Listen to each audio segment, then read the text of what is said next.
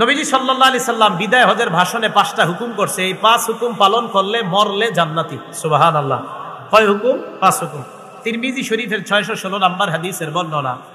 ক্বালা রাসূলুল্লাহ সাল্লাল্লাহু আলাইহি ওয়াসাল্লাম, নবীজি সাল্লাল্লাহু আলাইহি ওয়াসাল্লাম বলেন, ইত্তাকু রাব্বাকুম, তোমরা তোমাদের রবকে ভয় করো। 1। 2 নাম্বার, ওয়াসাল্লু খামসাকুম, 5 ওয়াক্ত নামাজ পড়ো। 3।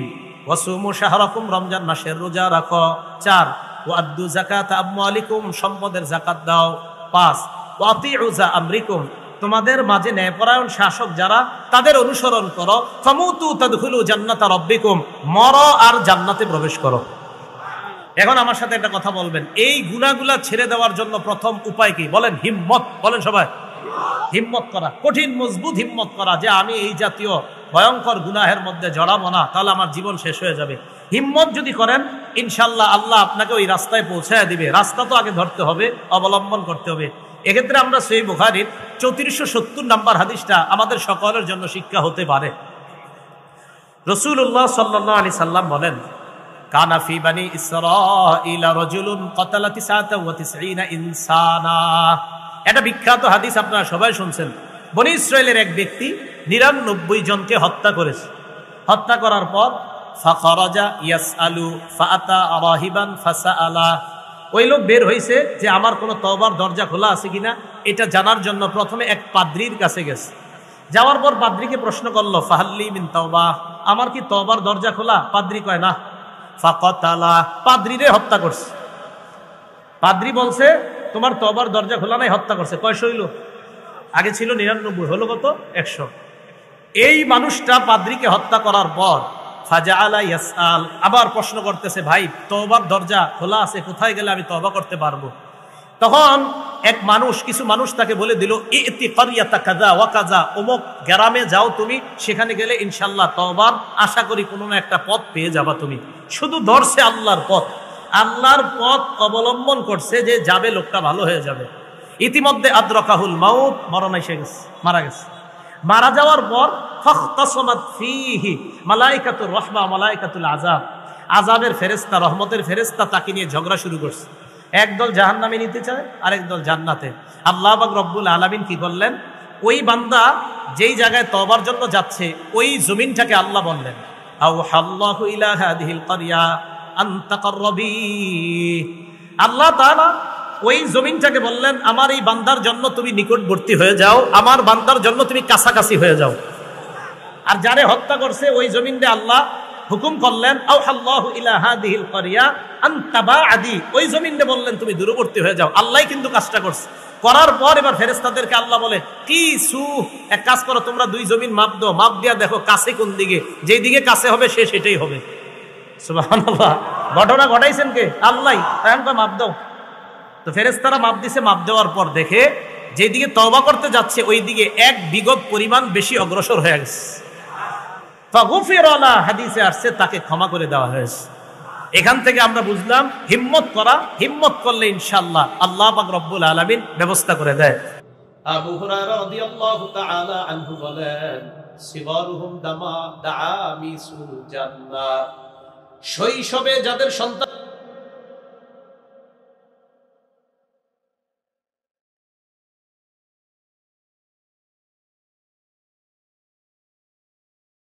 তাদের ছোট সন্তানগুলো জান্নাতের প্রজাপতি হয়ে যায়।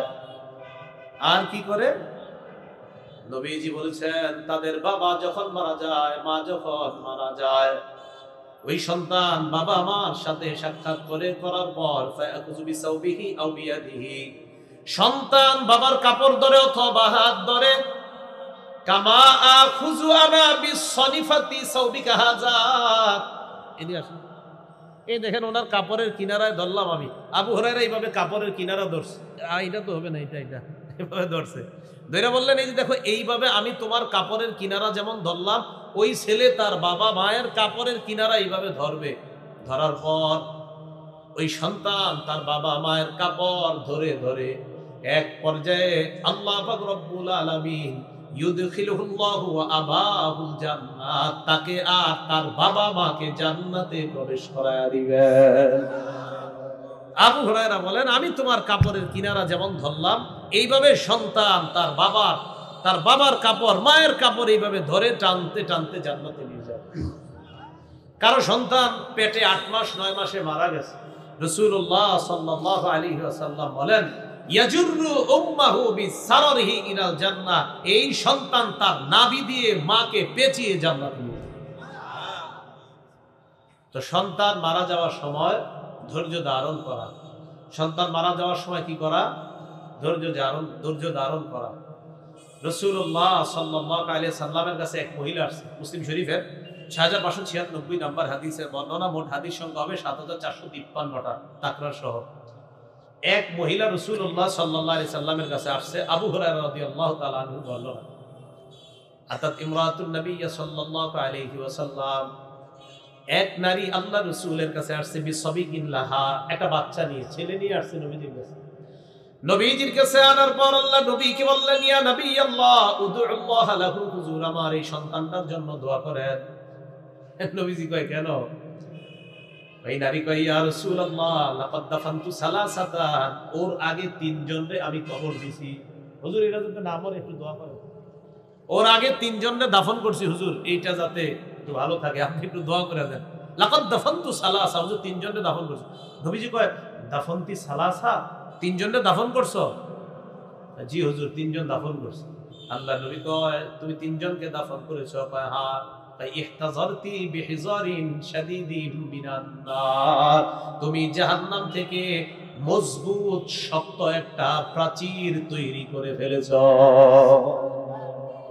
তুমি জাহান্নাম থেকে একটা প্রাচীর তৈরি করে ফেলেছো, মজবুত প্রাচীর তুমি তৈরি করে ফেলেছো। তোমার চিন্তার কোনো কারণ নাই, তুমি তো মজবুত প্রাচীর তৈরি করে ফেলেছো।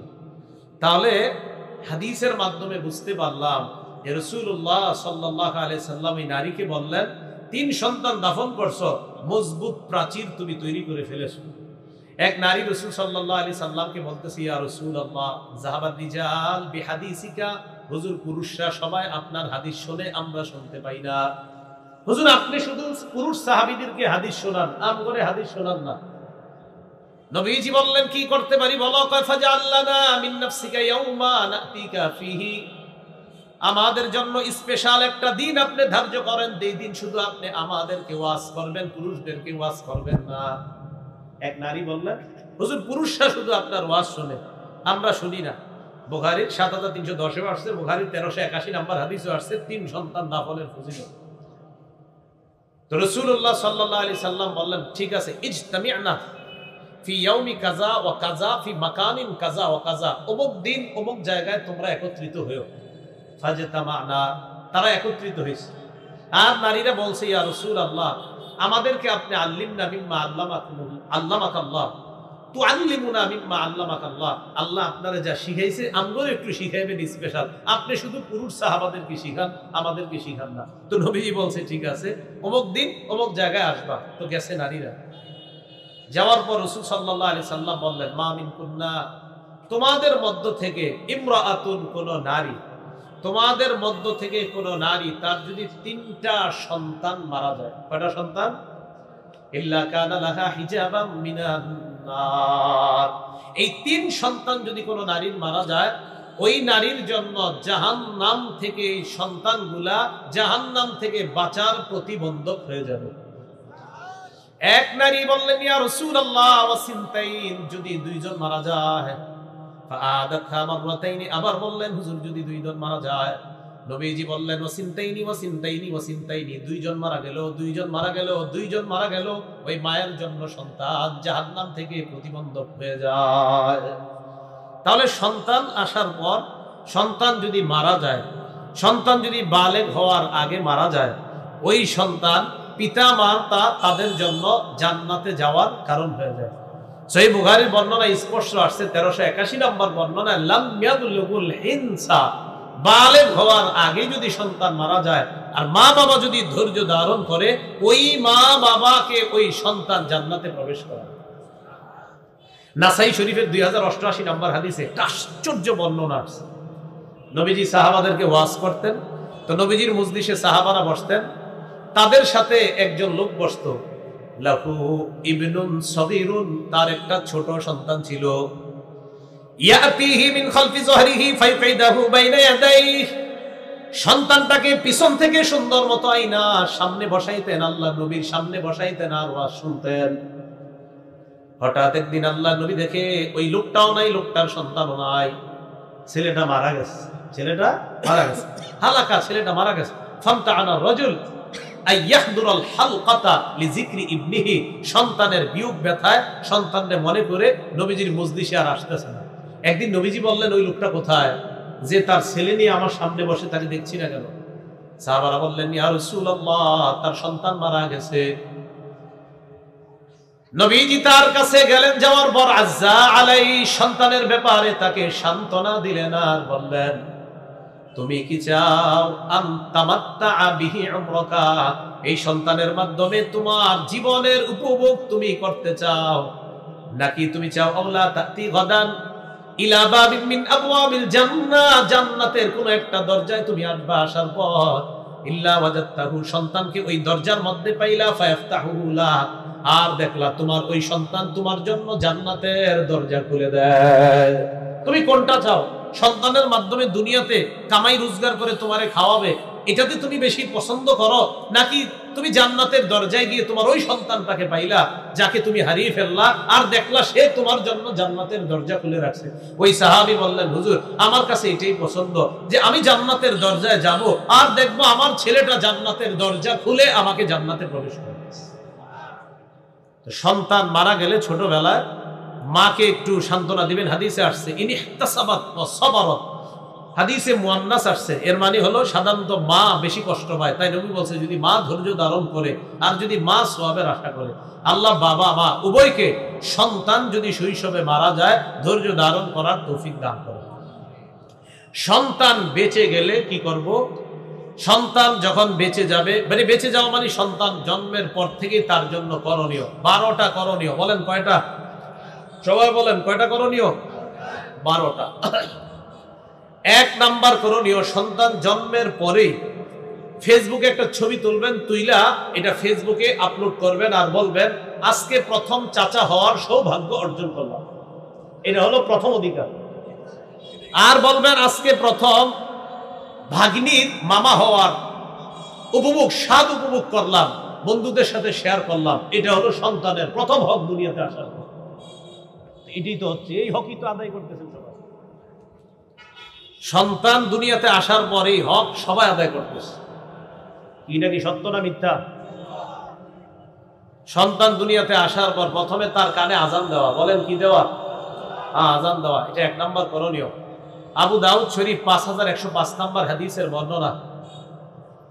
রাসূল সাল্লাল্লাহু আলাইহি সাল্লামের সাহাবী বলেন, রাআইতু রাসূলুল্লাহি সাল্লাল্লাহু আলাইহি ওয়াসাল্লাম আযানা ফি উযুনিল হাসান ইবনে আলী ইবনে আবি তালিব রাদিয়াল্লাহু তাআলা আন হিনা ওয়ালাদাতু ফাতিমা বিস-সালাহ।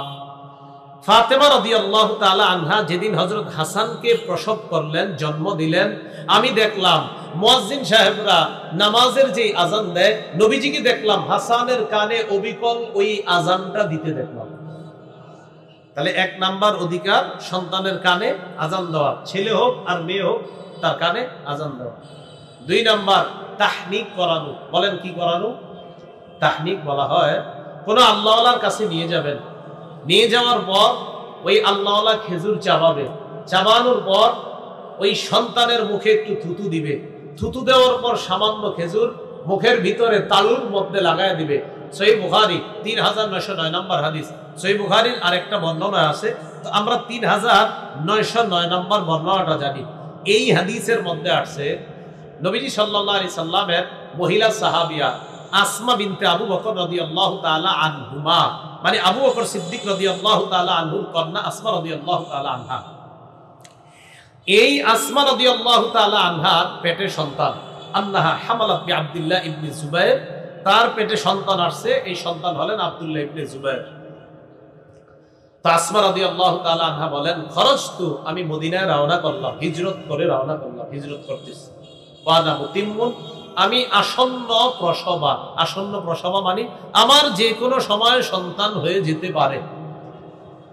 আল্লাহর কি কুদরত, মুসলমানরা হিজরত করে মক্কায় যাওয়ার পর কারো সন্তান হয় না, মুসলমানদের কাফেররা ইহুদি খ্রিস্টানরা বলা বলি করতে লাগলো মুসলমানরা হলো একদম সমস্ত খারাপ জাতি, এগুলা মদিনায় আসার পর কারো সন্তান হয় না, এই জাতীয় অপবাদ দেওয়া শুরু করলো। নাউজুবিল্লাহ। আসমা রাদিয়াল্লাহু তাআলা আনহা বলেন, আমার সন্তান যে কোনো সময় হয়ে যাবে এমন অবস্থায় আমি মদিনায় রওনা করলাম। আল্লাহর কি কুদরত, পুরা রাস্তায় ওনার সন্তান হয় না। হযরত আসমা বলেন, ফালাম্মা আতাইতুল মাদিনা ওয়া নাযালতু বিকুবা, আমি মদিনায় আসলাম আর কুবায় যখন আমি অবতরণ করলাম, ওয়ালাদতুহু, আমি আমার সন্তানকে মদিনায় এসে জন্ম দিলাম।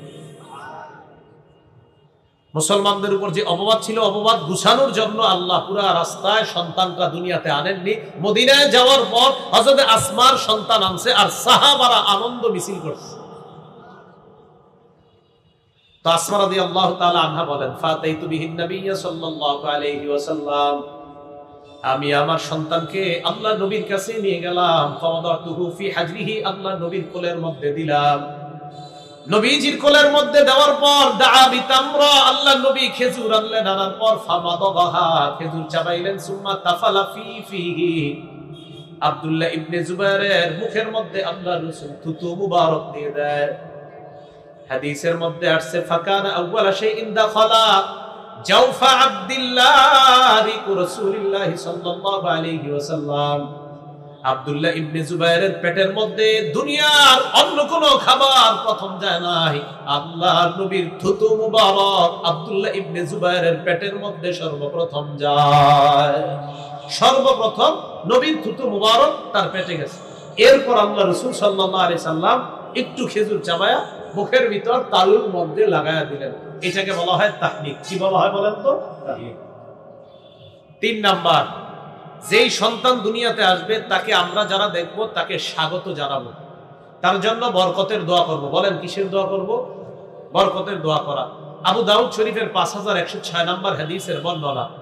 এই হাদিসের মধ্যে আসছে, আন আয়েশা সিদ্দিকা রাদিয়াল্লাহু তাআলা আনহা قالت কানা রাসূলুল্লাহ সাল্লাল্লাহু আলাইহি ওয়াসাল্লাম ইউতা বিসসিবিয়ান, নবীজির কাছে যখন কোন শিশুকে আনা হতো, ফাদউ লাহুম বিল বারাকা, আল্লাহর নবী ওই শিশুর জন্য বরকতের দোয়া করতেন। শিশুর জন্য কিসের দোয়া করা? বরকতের। বাপেরে দেখলে আপনারা বলবেন, জালাহুল্লাহু মুবারাকান আলাইকা ওয়া আলা উম্মতি মুহাম্মাদিন সাল্লাল্লাহু আলাইহি ওয়াসাল্লাম। আইয়ুব আস-সুখতিয়ানি রাহমাতুল্লাহি আলাইহি নবজাতককে দেখলে এই দোয়া করতেন, আল্লাহ তোমার সন্তানকে, বলেন আল্লাহ তোমার সন্তানকে তোমার জন্য, উম্মতে মুহাম্মাদির জন্য বরকতের কারণ বানায়। কোন সন্তান দেখলে এই দোয়া করবেন, আল্লাহ তোমার এই সন্তানকে তোমার জন্য আর উম্মতে মুহাম্মাদির জন্য বরকতের কারণ বানায়। 4 নাম্বার, আকিকা করা। নাসাই শরীফের 4220 নম্বর হাদিসের বর্ণনা, ক্বালা রাসূলুল্লাহ সাল্লাল্লাহু আলাইহি ওয়াসাল্লাম, নবীজি বলেন, কুল্লু গুলামিন রাহিনুন বিআকিকাতিহি, প্রত্যেকটা নবজাতক তার আকিকার সাথে আবদ্ধ। তুযবাহু আনহু ইয়াওমা সাবিহি, 7ম দিনে তার পক্ষ থেকে জবাই করা হবে, আকিকা করা হবে। ওয়া ইউহলাকু রাসুহু, তার মাথা মুন্ডন করা হবে 7ম দিনে। তিরমিজির 1519 নম্বর হাদিসের বর্ণনা, আল্লাহর নবী ফাতেমা রাদিয়াল্লাহু তাআলা আনহাকে বললেন, ফাতেমা ইহলিকি রাসা, হাসানের মাথা মুন্ডন করে দাও। ওয়া তাসাদদাকি বিজিনাতি শারিহি ফিদ্দাতান, হাসানের চুল পরিমাণ রূপা আল্লাহর রাস্তায় সদকা করে দাও। 7ম দিনে আকিকা করা, চুলগুলা মুন্ডন করে এক পাল্লায় রাখবেন, স্বর্ণ কাঠের দোকানে পাল্লা আছে, এক পাল্লায় চুল আরেক পাল্লায় রূপা, এই চুল পরিমাণ রূপা আল্লাহর রাস্তায় সদকা করে দেওয়া। আকিকা যদি 7ম দিনে না পারেন, 14-21তম দিনে। আর জামিউস সগীর 5681 নম্বর বর্ণনা, এই জায়গায় আসছে, তুযবাহু আনহু লিসাবআ, 7ম দিনে আকিকা করা, আউলি 14 অথবা 14তম দিনে, আউলি 21 অথবা 21তম দিনে আকিকা করা। আকিকা ছেলের জন্য একটা, 2টা, মেয়ের জন্য একটা। তিরমিজি শরীফের 1513 নম্বর হাদিসের বর্ণনা। এই হাদিসে রাসূল সাল্লাল্লাহু আলাইহি সাল্লাম বলেন, ছেলের পক্ষ থেকে 2টা পশু, মেয়ের পক্ষ থেকে একটা। কারো যদি সামর্থ্য কম থাকে, ছেলের পক্ষ থেকে একটা দিলেও আদায় হয়ে যাবে। তিরমিজি 1514 নম্বর হাদিসের বর্ণনা। এই হাদিসে আসছে, আক্কা রাসূলুল্লাহ সাল্লাল্লাহু আলাইহি সাল্লাম আনিল হাসানি বিশাত, নবীজি হযরত হাসানের পক্ষ থেকে একটা আকিকা দিয়েছেন। তাহলে একটা আকিকা দেওয়া ক্ষেত্র বিশেষ জায়েজ আছে, সমস্যা নাই, আদায় হয়ে যাবে। আকিকার গোশত সবাই খেতে পারবে, মা বাবা দাদা দাদি নানা নানি 14 গোষ্ঠী সবাই খেতে পারবে, গরিবরাও দিতে পারবেন, নিজেরাও আকিকার গোশত খেতে পারবেন। 5 নাম্বার সন্তানের অধিকার, সুন্দর নাম রাখা। কি রাখা? বিভিন্ন মাহফিলে যাই, যাওয়ার পর পোস্টারে মাঝে মাঝে এমন এমন নাম পাওয়া যায় কি উদ্ভট পরিস্থিতির মধ্যে পড়ে যায়। ওই নাম এত ভয়ঙ্কর নাম, আল্লাহ ভালো জানে যে এই নাম কোত্থেকে নাজিল হয়েছে। মাঝে মাঝে কিছু কিছু জায়গায় এমন এমন নাম পাওয়া যায়। সুন্দর নাম রাখা এটা সন্তানের অধিকার। আব্দুল্লাহ ইবনে আব্বাস রাদিয়াল্লাহু তাআলা আনহুমার বর্ণনা, তিনি বলেন নবীজি সাল্লাল্লাহু আলাইহি সাল্লামকে বললাম, ইয়া রাসূলুল্লাহ ক্বাদ আলিমনা হাক্কাল ওয়ালিদি ফামা হাক্কুল ওয়ালাদ। হুজুর, পিতার মাতার অধিকার আমরা জানি, সন্তানের কি অধিকার একটু বলেন। নবীজি বললেন, আইয়ুহসিনা ইসমা, সন্তানের সুন্দর একটা নাম রাখা এটা সন্তানের অধিকার। 6 নাম্বার তরবিয়ত শিক্ষা দেওয়া। বলেন তো কি শিক্ষা দেওয়া? বলেন আমার সাথে, শ্রেষ্ঠ তরবিয়ত নামাজ। বলেন শ্রেষ্ঠ তরবিয়ত, সন্তানকে শ্রেষ্ঠ তরবিয়ত তাওহীদ শিক্ষা দেওয়া, নামাজ শিক্ষা দেওয়া। আবু দাউদ শরীফের 495 নাম্বার হাদিসের বর্ণনা, قال رسول الله صلى الله عليه وسلم, নবীজি বলেন, মুরু আওলাদাকুম বিসসালাহ ওয়া হুম আবনাউ 7 সিনিন। সন্তানের বয়স যখন 7 হবে, সন্তানকে তখন নামাজের আদেশ দাও।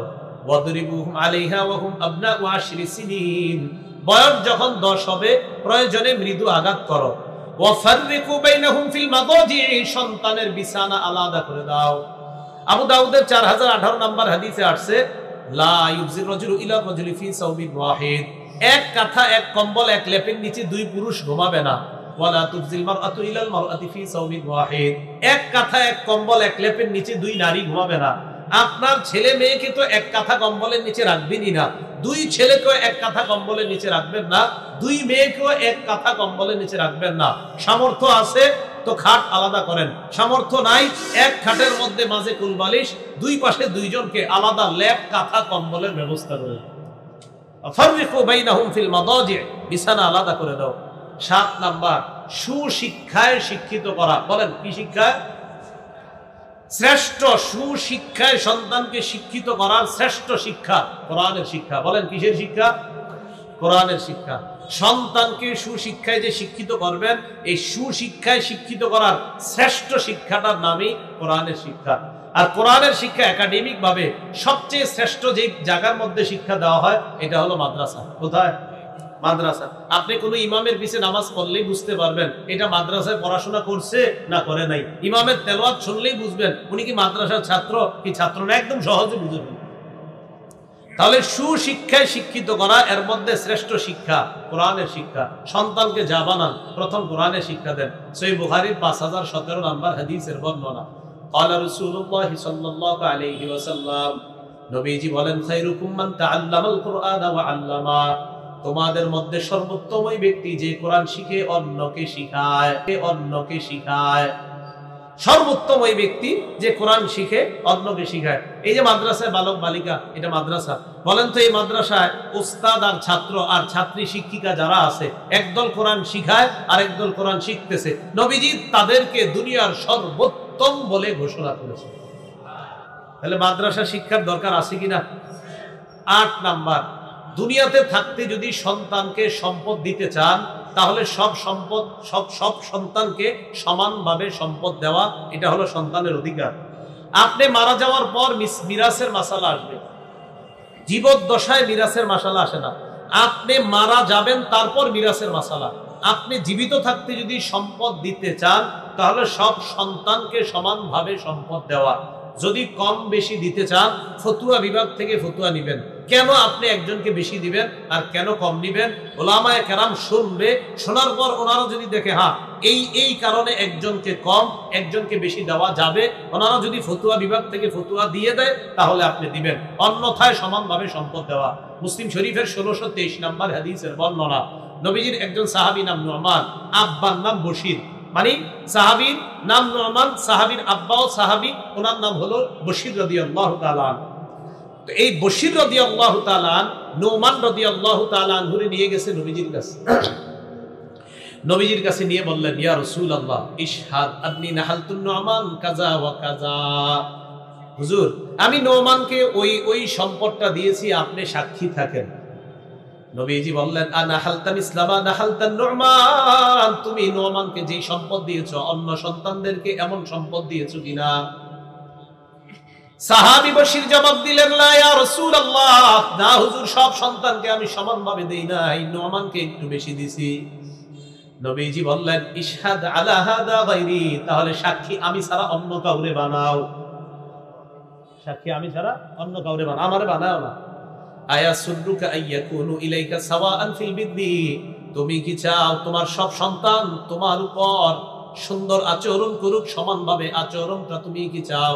তুমি কি চাও সব সন্তানরা তোমার প্রতি সমানভাবে সদ আচরণ করুক? জি হুজুর, এটা চাই। আল্লাহ নবী বললেন সমানভাবে সদ আচরণ চাও, তাহলে সম্পদ কেন সমান দিবা না? তুমি চাইতেছো সবাই তোমার প্রতি সুন্দর আচরণ করুক, তো সম্পদ কম দিবা কেন?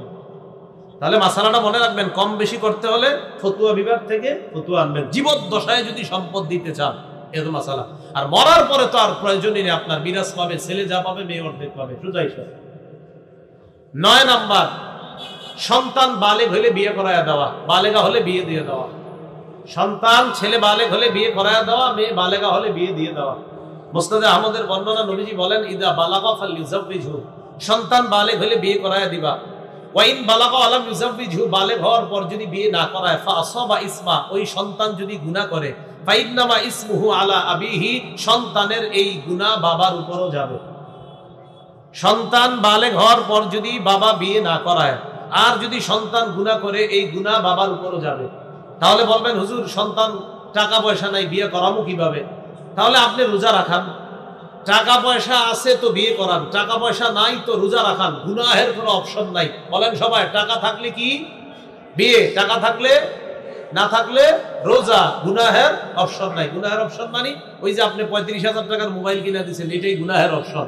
তো এইটা দিচ্ছেন, আর কিছু টাকা মিলেইলি তো মেয়ের মোহরানা দিয়া মোটামুটি সুন্দর অনুষ্ঠান করে বিয়ে হয়ে যেত। এত একটা মোবাইল দিলেন, এই 35, 30,000, 40,000 টাকা দামের মোহর, তো 30,000ও লাগে না, এত লাগে না মোহর। মোটামুটি মানের একটা মোহর দিয়ে তো আপনি বিয়ে করাই দিতে পারতেন, কিন্তু আপনি কি করলেন? এটা না করে মাশাআল্লাহ গুনাহের একটা অপশন হাতে দিয়ে দিছেন। মা তো মনে রাখবেন, এটা হলো গুনাহ, এটা হলো বালেগ হওয়ার পর বিয়ে করার নাই। তাহলে এই বালেগ হইছে, টাকা আছে, বিয়ে করায়া দেন। টাকা নাই, রোজা রাখার, ওই মাঝের গুনাহের অপশন নাই যে গুনাহ করবে আর আপনি বেঁচে যাবেন না। সন্তানের টাকা আছে, বিয়ে করান, টাকা নাই, রোজা রাখান, গুনাহ করবে, আপনার উপর আসবে গুনাহ। আল্লাহ বুঝার তৌফিক দান করেন। 10 নাম্বার, বিয়ের ক্ষেত্রে ছেলে মেয়ে যারা, তাদেরও মতামতটা নিতে হবে। অনেকে বিয়ে ঠিক করে আসছে, আসার পর মেয়ের আম্মারে কয় তোমার মেয়ের আগামী শুক্রবার রেডি করে রাখো, শুক্রবার জুমার নামাজের পরে বিয়ে। মানে কি? কোনো কোয়া নাই, বলা নাই, আপনি মেয়ের বিয়ে ঠিক করে ফেলছেন।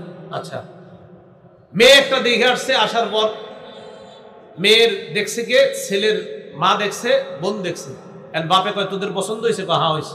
ছেলেরে কয় আগামী বৃহস্পতিবারে রেডি থাকবো, রাত্রে তোমার এনে মার্কেটে যাবো, শুক্রবারে তোমার বিয়ে। ছেলে কয় মানে কি? আমি তো মেয়েই দেখলাম না, বিয়ে মানে? বিয়ে করবে কে? যাদেরকে পাঠাইছেন তারা না ছেলে? আরে বলে না, তারা না ছেলে? এখন ছেলের বাপ গিয়ে মেয়েরে দেখে। বিয়ের আগে ছেলের বাবা মেয়েকে দেখা হারাম? বলেন, বিয়ের আগে ছেলের বাবা মেয়েকে দেখা কি হারাম? দেখে বাপে, দেখবো ছেলে দেখে বাপে। বিয়ে কি আপনি আব্বা করবে? তো হে উনি দেখে কেন মেয়ে? মুসনাদে আহমদের বর্ণনা, এক মেয়ে রাসূল সাল্লাল্লাহু আলাইহি সাল্লামের বিবি আম্মাজান আয়েশা সিদ্দিকার কাছে আসলেন। আসার পর বললেন আম্মাজান ইন্না আবি যাওয়াজানি মিন ইবনি আখি। আম্মাজান আয়েশা সিদ্দিকাকে বললেন আম্মাজান, আমার আব্বা আমার চাচাতো ভাইয়ের সাথে আমাকে জোর করে বিয়ে দিয়ে দিয়েছে, ওয়া আনা কারিহা, এই বিয়েতে আমার মত ছিল না। আব্বা আমারে চাচাতো ভাইয়ের সাথে বিয়ে দিয়ে দিয়েছে, আমি এই বিয়েতে মত ছিল না আমার। আম্মা জান আয়েশা সিদ্দিকা বললেন ইজলিসি হাত্তা ইয়াতিয়া রাসূলুল্লাহ সাল্লাল্লাহু আলাইহি ওয়াসাল্লাম, অপেক্ষা করো আল্লাহর রাসূল আসা পর্যন্ত, নবীজি আসবে, এরপর তোমাকে আমি মাসালা দিব।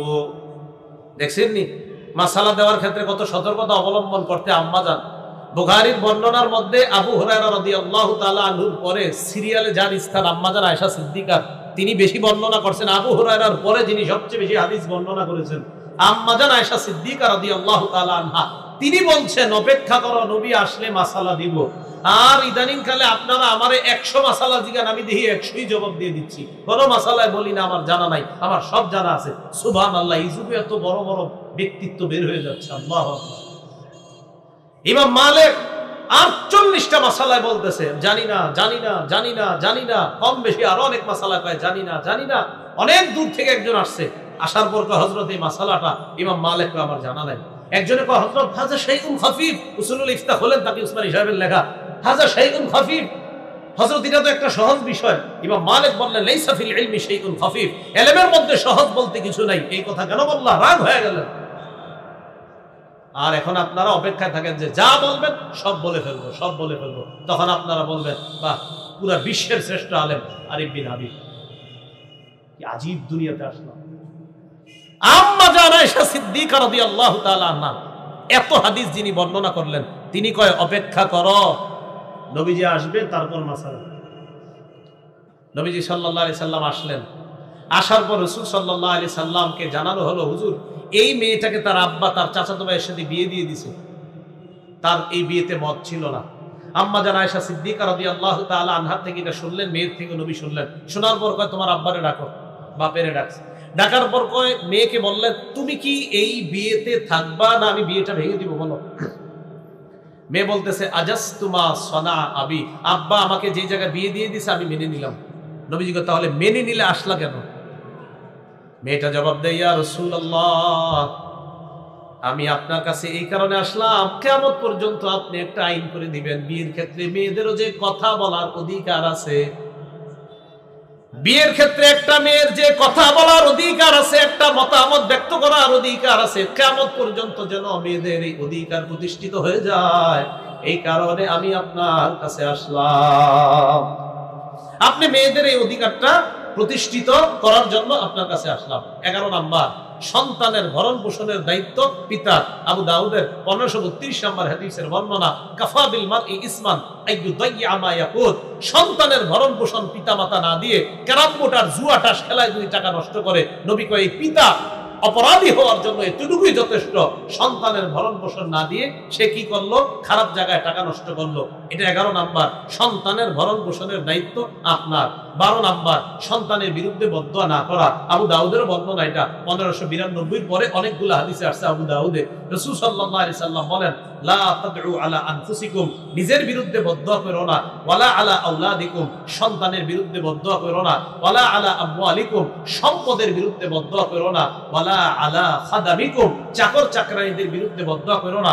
1 নাম্বার আযান দেওয়া, 2 নাম্বার তাহনিক করানো, 3 নাম্বার বরকতের দোয়া করা, 4 নাম্বার আকিকা করা, 5 নাম্বার সুন্দর নাম রাখা, 6 নাম্বার তরবিয়ত শিক্ষা দেওয়া, 7 নাম্বার সুশিক্ষায় শিক্ষিত করা, 8 নাম্বার জীবদ্দশায় সম্পদ দিতে চাইলে সমানভাবে সম্পদ দেওয়া, 9 নাম্বার বালিগ হলে বিয়ে করায় দেওয়া, 10 নাম্বার বিয়ের ক্ষেত্রে সন্তানের মতামতের গুরুত্ব দেওয়া, 11 নাম্বার ভরণ পোষণের দায়িত্ব নেওয়া, 12 নাম্বার সন্তানের বিরুদ্ধে বদদোয়া না করা, সন্তানকে আদর্শ সন্তান এবং সুশিক্ষায় শিক্ষিত করার লক্ষ্যে মাদ্রাসাগুলোর গুরুত্ব